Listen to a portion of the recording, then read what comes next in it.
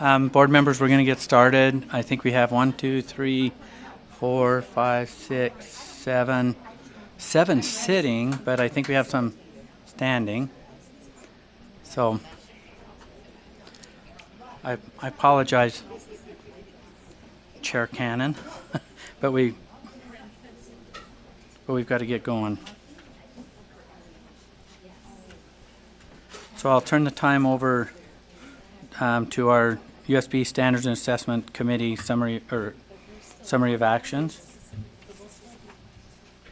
So turn the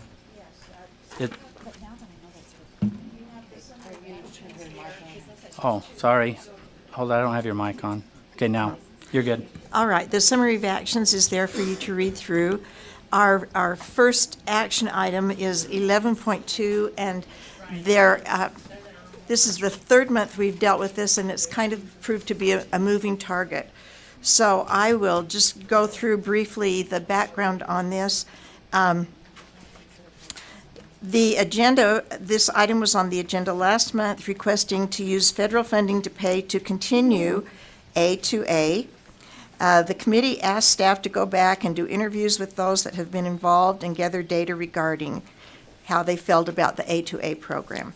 Staff did that. There were 43 of 66 principals that responded, and the majority of participants from both cohort 1 and cohort 2 want to continue A2A. So the last month when we looked at this, we had participants from A2A come and present to the committee. We had a principal from a charter school who came and gave us some great information about how well his school has improved using A2A. We had another principal from Orderville, an elementary in Orderville, come and tell us how this has improved his school and their scores tremendously, and that the superintendent of the district is asking that school to help other schools in the district to do A2A principals. And then we had a principal from a Title I highly impacted school come, and she told us how wonderful the results have been with her students and teachers. So the people who've bought into the program have liked it very much. There were a few who weren't thrilled with it, and they've been able to discontinue. So then we come to the action the committee took during the March meeting. We had a proposal to allow Assessment Accountability section of USBE to repurpose $360,000 of existing federal funds to provide ongoing support to 60 schools that are already participating in the A2A. And that was approved by us. But since that meeting last month, more information has been provided from staff. $1 million of ongoing funding was provided by the Utah legislature during the 2018 session. These funds are intended / restricted to provide ongoing funding to support the Assessment to Achievement initiative. It has been determined by the USBE Financial Operations that we could reinstate the original 5-year contract with Education Direction, who is the provider of A2A, because we now have sufficient funds available.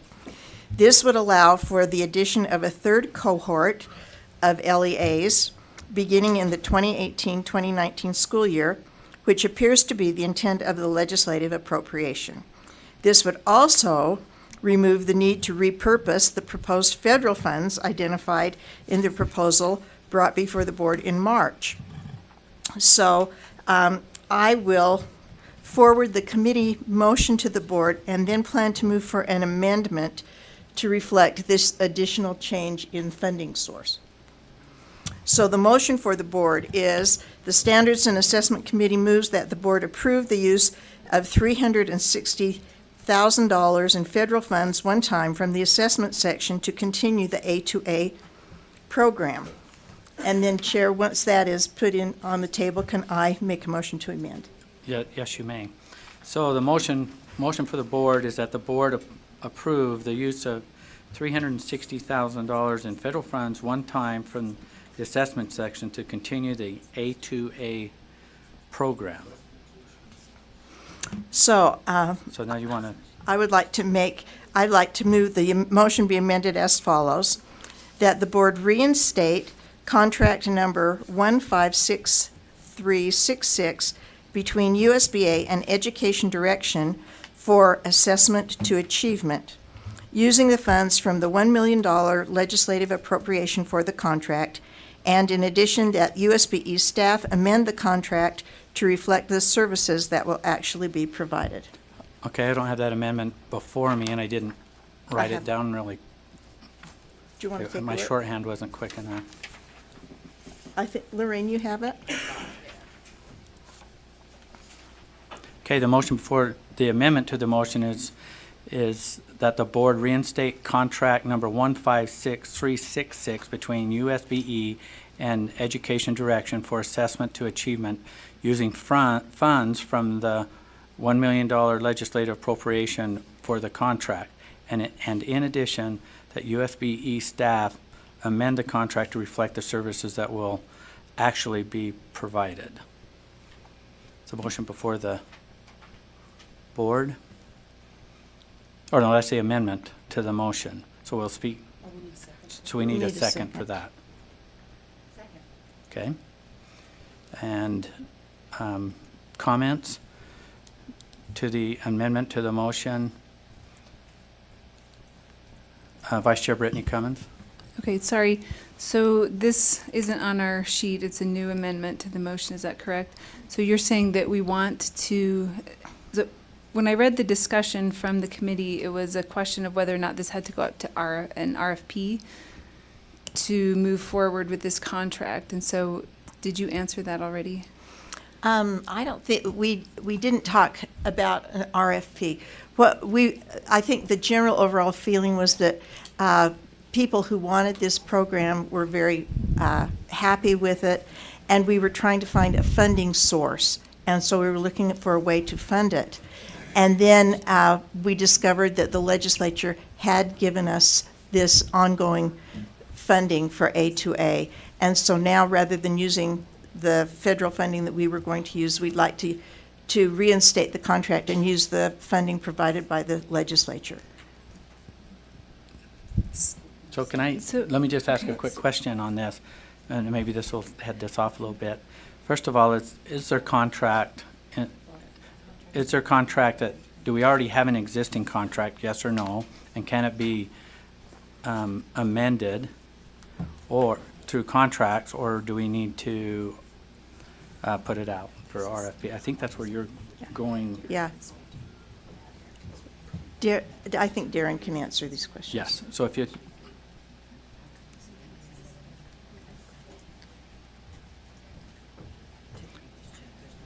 Gary Nielsen, Assistant Superintendent of Student Learning. I want to compliment Board Member Cannon for getting through that. It has been a moving target. I was really impressed with how you worded that.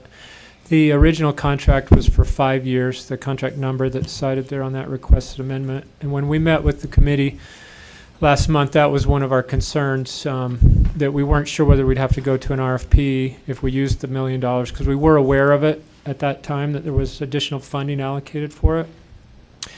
Since then, we've been able to get confirmation from Zach Peterson that it wouldn't require an RFP, that we could reinstate the contract, the original 5-year contract. So we'd come into the final 2 years of that, amend it to reflect the changes in services that have or will occur with the contract, and not have to go to RFP until the conclusion of that 5-year term.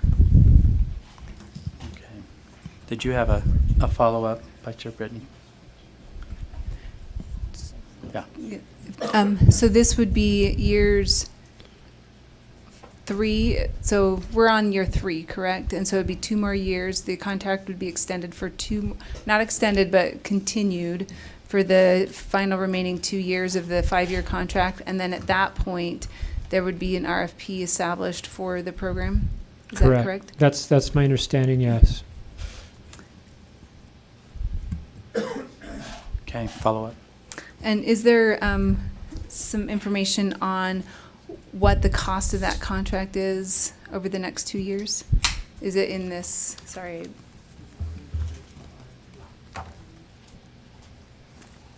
I can get you the amount that was proposed for year 4 and 5, if you'll give me just a moment, unless Faye beats me to it.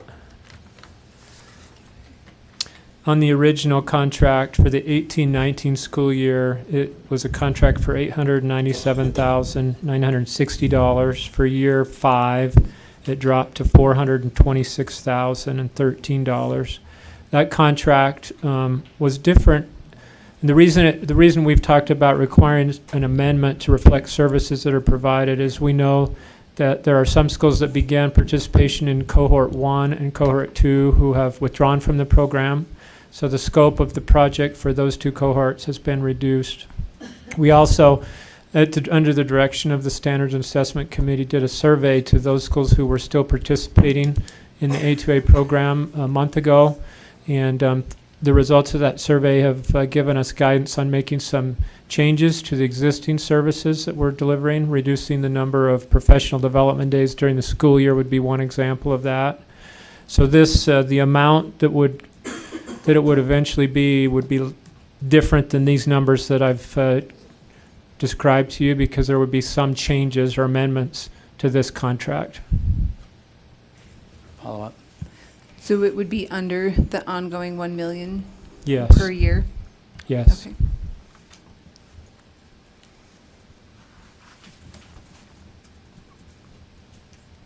Okay.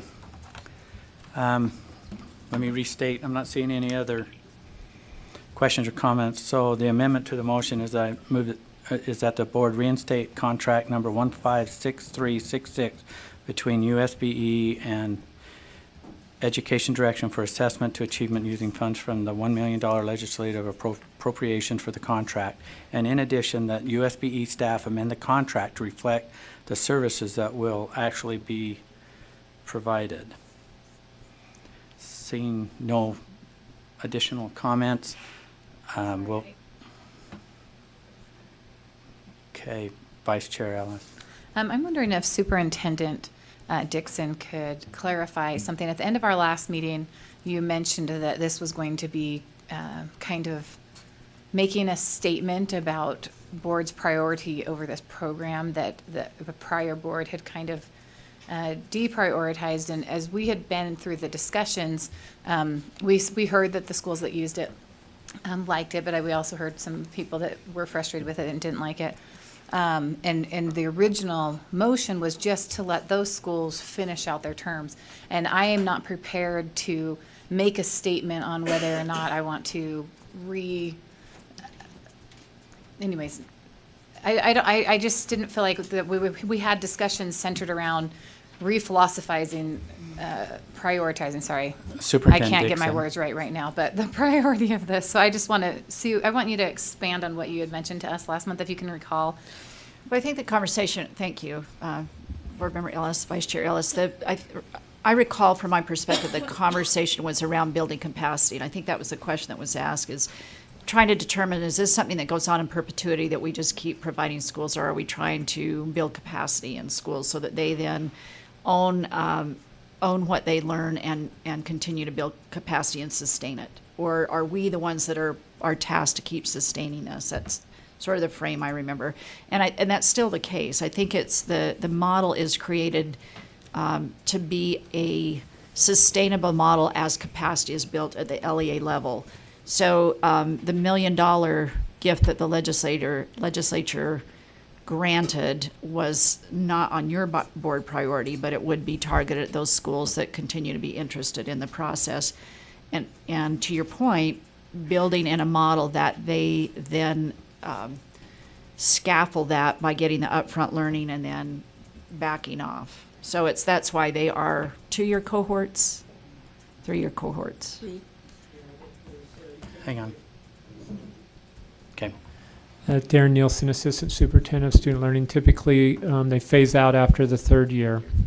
And they're heavy on the front end with structure, especially with district and school level leadership. And they build that capacity with the objective of being they'll be independent of that and continue to incorporate those practices after services have been pulled back.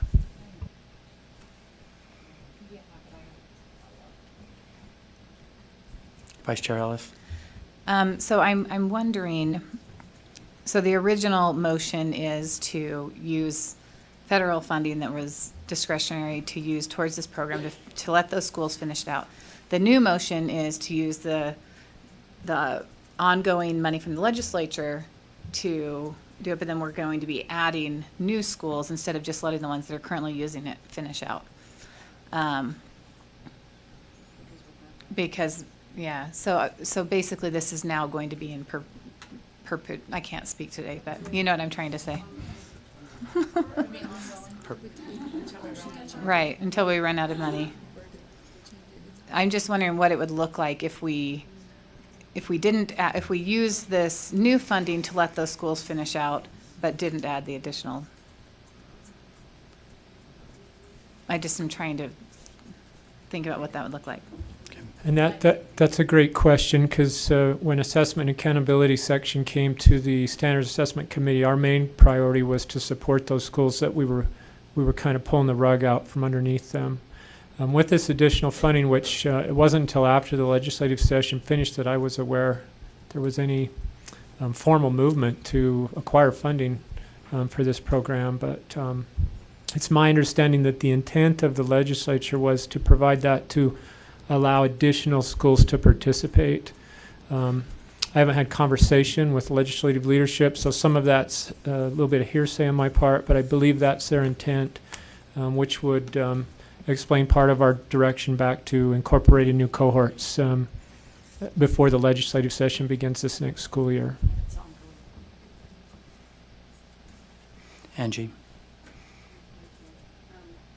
I just wanted to mention that after those 2 years, it is currently ongoing. There's no program tied to it, meaning there's no statutory language or intent language. If the board wanted to make a recommendation, for example, for repurposing for a different professional learning or some other program, that might be something that as a board you discuss, and we could make that one of our fiscal priorities in a future year. Not today. Sorry. I don't want to scare you. Okay, I'm not seeing any other discussion, so we're going to vote on the amendment. The amendment is that the board reinstate contract number 156366 between USBE and Education Direction for Assessment to Achievement using funds from the $1 million legislative appropriation for the contract. And in addition, that USBA staff amend the contract to reflect the services that will actually be provided. Sorry. Okay, let's vote. All in favor say aye. Aye. Those opposed? Voting was unanimous. Do you need this back? Thank you.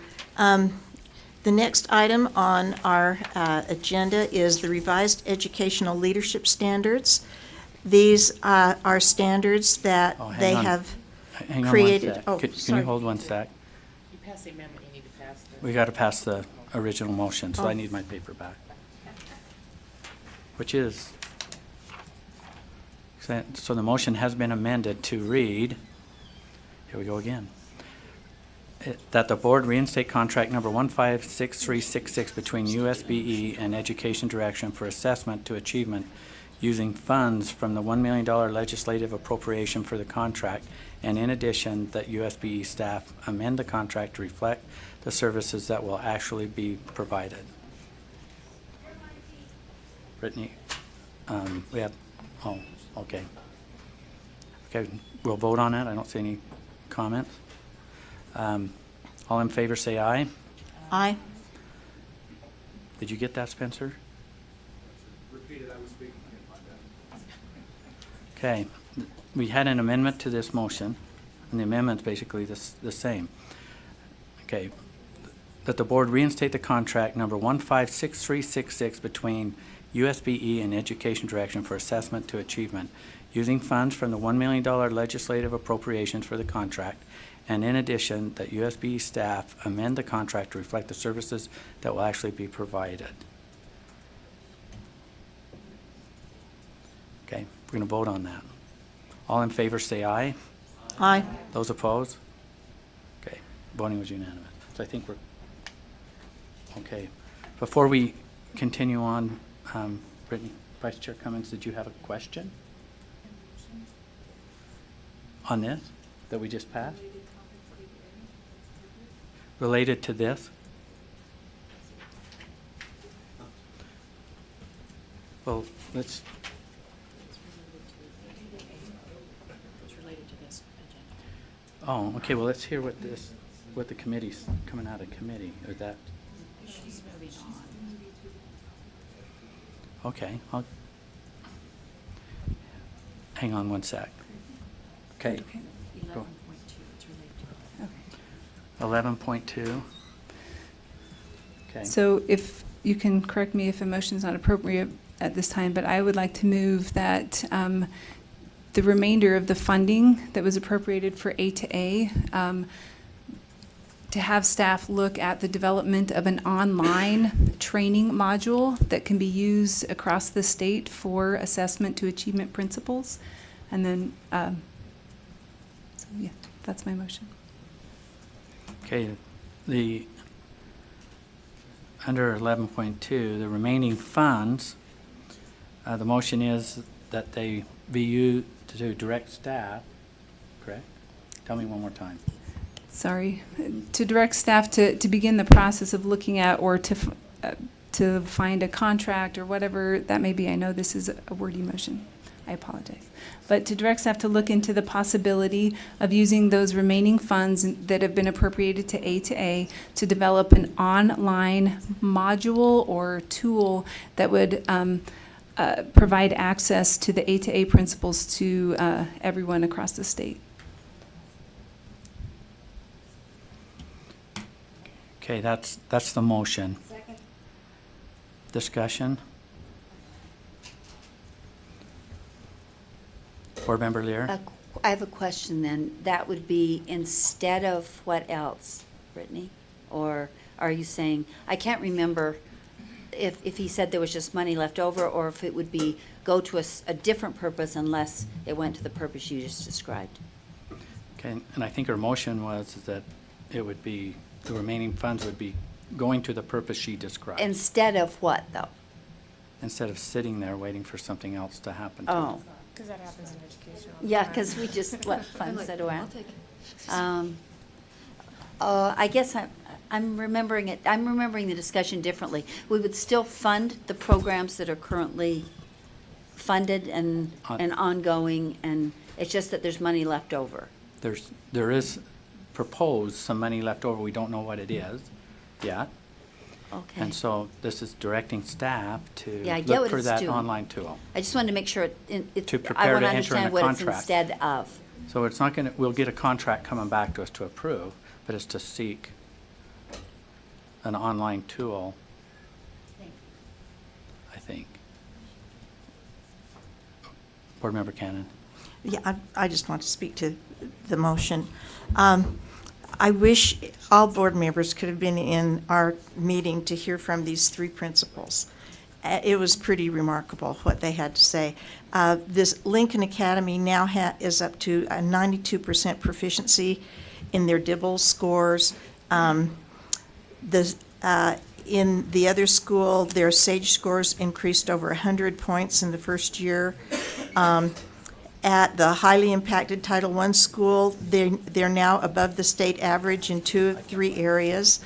And what this program does is they go in, and the way I've heard it described is they work with school leadership, and they do a lot of professional development with the leadership and with the teachers, and they bring about these changes.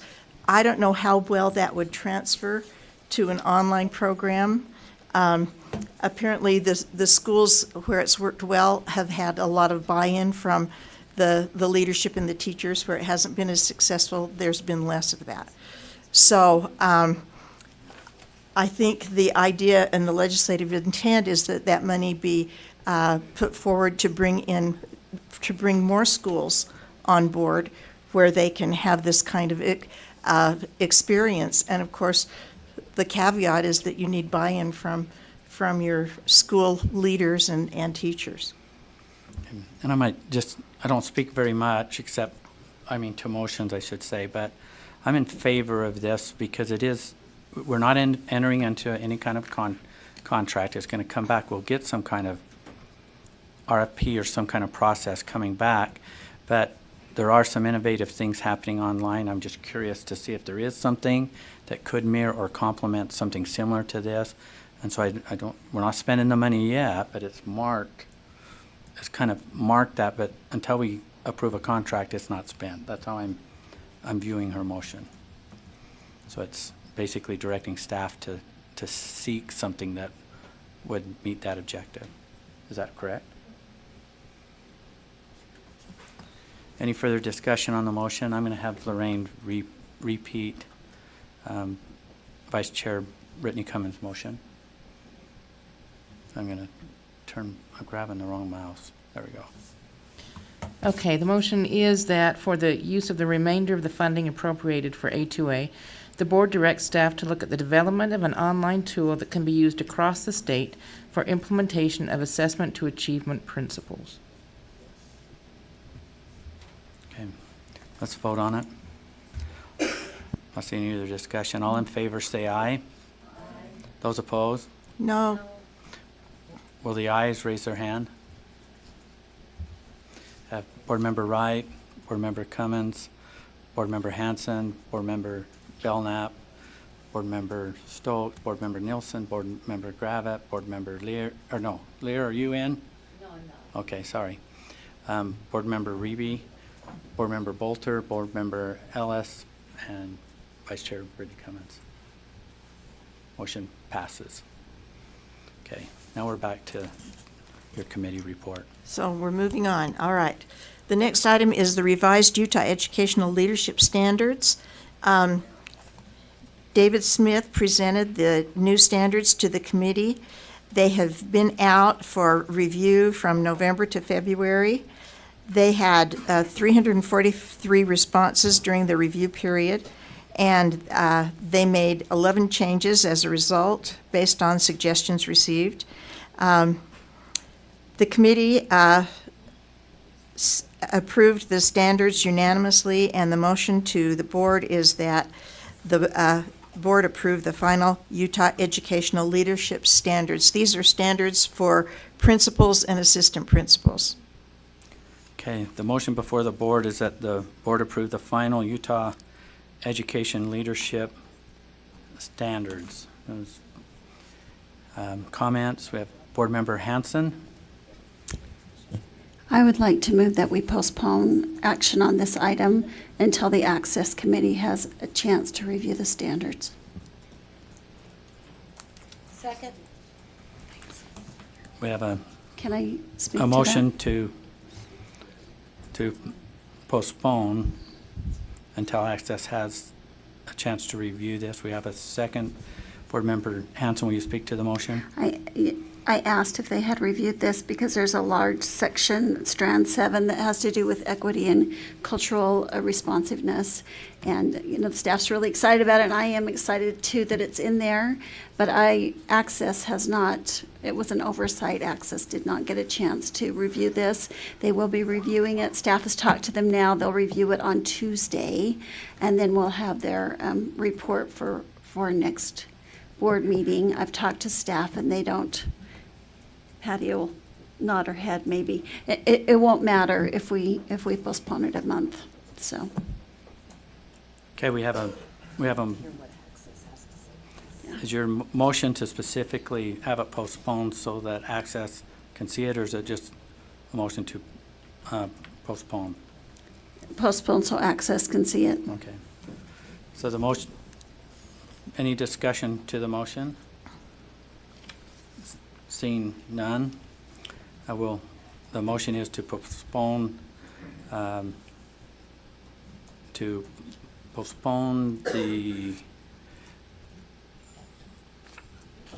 motion that the board approve the final Utah Education Leadership Standards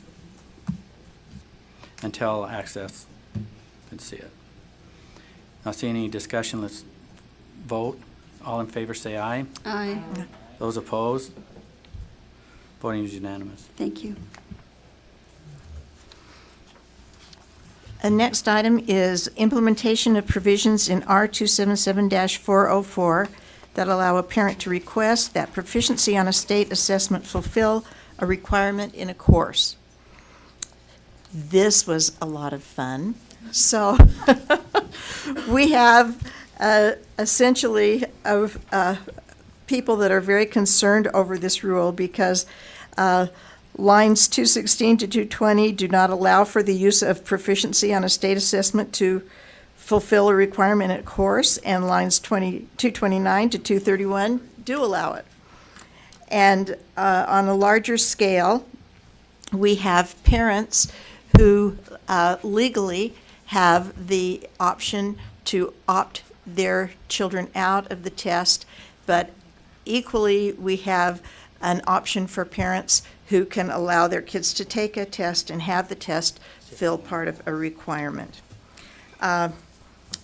We looked at providing some kind of a guidance document that includes parents' rights on both sides of this issue. And a motion was made to use option 4, which was clarify the policy and update the testing ethics manual before the start of the next school year. And that motion carried unanimously. And so the Standards and Assessment Committee moves the board approve option 4 to clarify the policy and update the testing ethics manual before the beginning of the next school year. Okay, the motion before the board is to approve option 4, clarifying the policy and update the testing ethics manual before the next school year begins. Any discussion? Did you find him, Michelle? Okay, I'm not seeing. I see options. Right, click on that.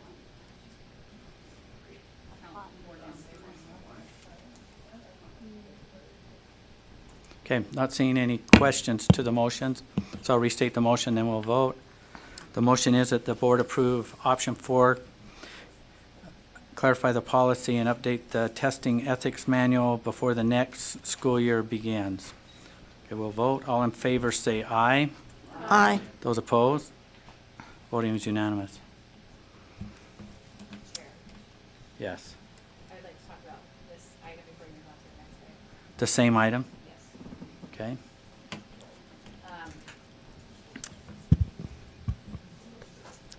Myself and another board member had requested that this rule be relooked at committee. The committee wasn't prepared. They didn't understand that that was the request. They thought we were just looking at the guidance document. And there is some frustration that I personally have that this rule was implemented knowing the board members had requested that this be continued to look at. And so now this has been rolled out into the school year when we had the option to hold off on it. And there are repercussions across the state of misinterpretation of this. I get notices every single day from people that are affected by this in real life.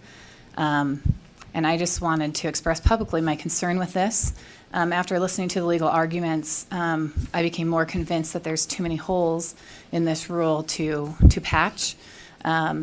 When we have things that are too broadly defined, for instance, course requirement, we haven't really defined what that means, what that is, and so it's being used as both an incentive and a punishment, which is against the statutory requirement, in my opinion. And anyways, because this has been rolled out and implemented for this year, I am going to let this pass, but this will be coming back up. I'll be asking for this rule to come back up later in another thing because I think it needs a thorough discussion. And I just wanted to express publicly my frustration with this rule and the way it's being rolled out and implemented in the schools. Okay. Any other comment? I might just add a request to Vice Chair Ellis on this, on those concerns and those things that you're frustrated about while they're still fresh on your mind and all of that. If you could inventory those, that would be really helpful to get to leadership so we can kind of have say for when this gets visited again. If you'd do that, please. Thank you. Hang on. Board Member Lear?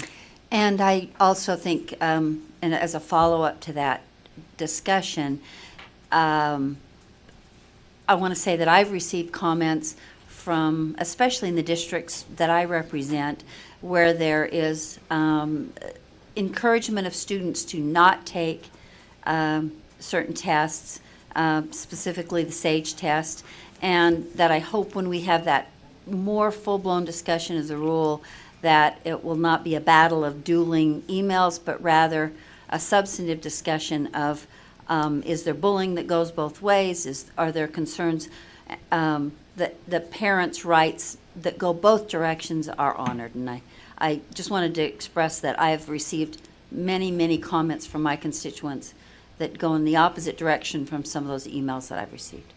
Okay, and my request would be, as the chair to you, Board Member Lear, that as those are fresh, as this has been a topic probably the last little while, that you note those, and then we'll save those, so those, whatever it is, that isn't forgotten or ways that we don't have to reinvent. Thank you. All right. Chair Cannon, please continue. All right, the next item is school accountability. The committee heard from Assistant Superintendent Darren Nelson about information about the school accountability. During the 2017 session, a provision was provided that allows USBE to withhold assigning overall school ratings or grades for the 2017-2018 school year. In addition, code allows the board to abstain from assigning an overall rating during a school year in which the board determines it is necessary to establish, due to transition to a new assessment, a new baseline to determine student growth to a school to which the new baseline applies. So we have adopted new statewide assessment systems in grades 3 through 10, which are scheduled to be implemented during the 2018-19 school year. The committee looked at two options. One was to assign an overall rating or grade to a school in 2017-18, and the other was not to assign an overall rating or grade to a school. We discussed the issues knowing that there were two things going on. We have these new tests that are going out and being operationally field tested. Those assessment items are going to take a while to get the results in. They have to set baseline scores and so on and so forth. And so that is going to delay rollout of some of those, and we had to determine whether we wanted to piecemeal the results of school accountability or whether to just hold them all and do them all at once. The committee determined that we'd like to hold them all and do them all at once, and then that we would vote for option 2, which was not to assess overall school ratings or grades. So the motion for the board is the Standards and Assessment Committee moves that the board adopt option 2 for the optional language for R277-497 and approve the recommendation of the APAC committee in regards to the release of school accountability reports. So that essentially means they will not be assigning overall grades to schools, and they will release all of the data at one time, which would be in December, so that it all rolls out at once. Okay. I have so the motion before the board is that the board adopt option 2 of the optional languages for R277-497 and approve the recommendations of the AAPAC committee. It's got a name, but I'll say it wrong. Committee in regards to the release of school accountability reports. Discussion to the motion. Board Member Belknap? How is this going to collide with statute where we only have a 1-year leeway of not giving grades? If we don't give grades this year, then next year we have to do it when we have a new testing system. So Are we going to be, so the question, what I'm hearing is, are we in because compliance they didn't give with- us 2 years, they gave us 1 year off. Okay, who can answer that question? Okay. Let me turn that on here. Assistant Superintendent Darren Nielsen. It's a great question. The legislature in 53E-5-204 allows for two things to have, two decisions that you get to make as a board. The first one specific to the 2017-18 school year, and it says they shall evaluate, so we still have to evaluate a school based on school's performance level on the indicators described in subsection 2, but then you also is not required to assign a school an overall score, an overall rating described in subsection 1. So you have that provision that's unique and specific to the 17-18 school year. In addition, in that provision up under 3A, it says, for a school year in which the board determines it is necessary to establish, due to a transition to a new assessment, a new baseline to determine student growth described in section 53E-5-10, the board is not required to assign an overall rating described in subsection 1 to a school which the new baseline applies. So it's an insightful question that you have, because the first part of the decision you make is, do we issue grades in the 17-18 school year? And it stands on, that decision in a way can stand on its own. I can't speak to why the legislature granted that. Someone else in the room probably could if you had more questions to that.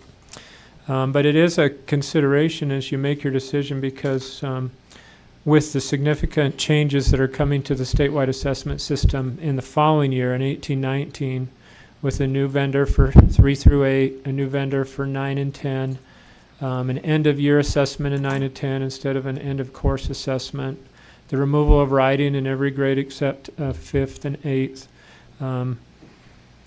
There's significant enough changes. It's likely that your staff will come to you next year and say, well, we're having some challenges determining growth in a comparative way. Every variable we introduce to an assessment system affects our confidence that the data is comparable to the prior years or prior assessment data. So I feel good about it now. Okay.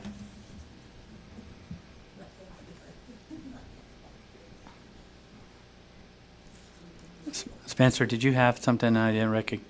It disappeared. Did you turn it off or did I? Okay.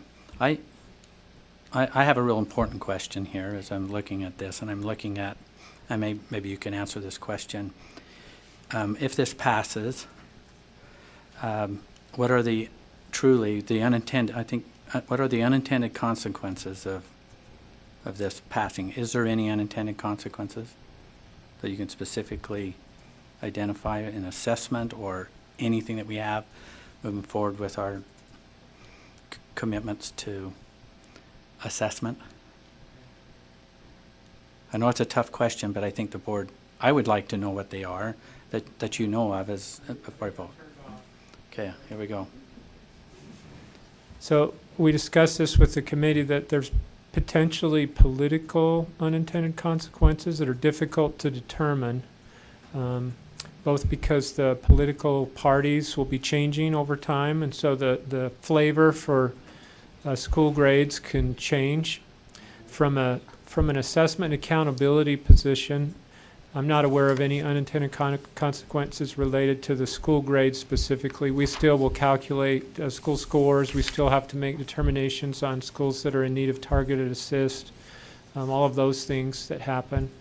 You also have the media that is become pretty familiar with getting school grades as soon as they're released. And I don't know what kind of consequences might come from us not being able to release school grades. I've got a couple people talking, and I will invite them up. Over. Was there any more that you wanted to talk about? No. Okay, Tiffany.